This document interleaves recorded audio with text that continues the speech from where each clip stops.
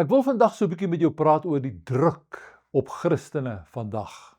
In Efesiërs 6 vers 14 en 15 staan hierdie woorde: Staan dus vas deur waarheid as 'n gordel om julle heupe te dra en trek God se vryspraak as borsharnas aan.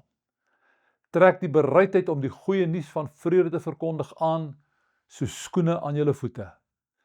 Die westerse sekulêre humanistiese wêreld is nie baie vriendelik met toegewyde Christene nie. Dis nie vandag meer kultuur of in die mode om 'n Christen te wees nie. Vir eeue was dit die kultureel korrekte ding om 'n Christen te wees. Christendom het vandag vir baie ten beste 'n private aangeleentheid geword.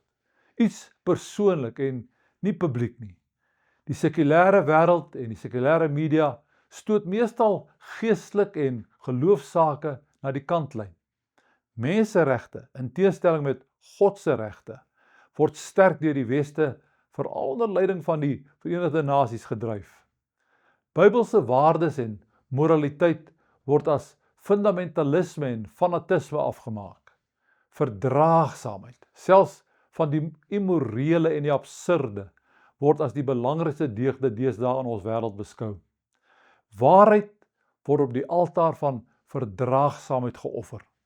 Christene is onder druk om te verdra, te akkommodeer en nie hulle persoonlike en Bybelse oortuigings te bely nie. Die ironie is dikwels dat terwyl daar van Christene verwag word om verdraagsaam te wees, die sogenaamde woke generasie alles behalwe verdraagsaam teenoor Christene is.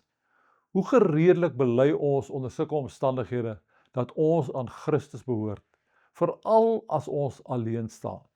Of neig ons soms om geheime disippels te wees?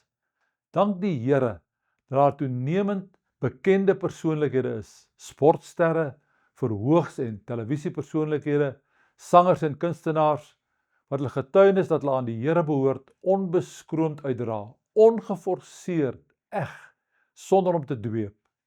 Laat ek en jy ook in ons eie invloedsfeer eerlike en egte getuies van Christus wees. Kom ons verbind ons opnuut om in die naam van Jesus lig en sout in ons wêreld te wees. Ek wil jou met hierdie woorde aanmoedig. Kom ons doen dit ter wille van sy naam en sy eer. Amen.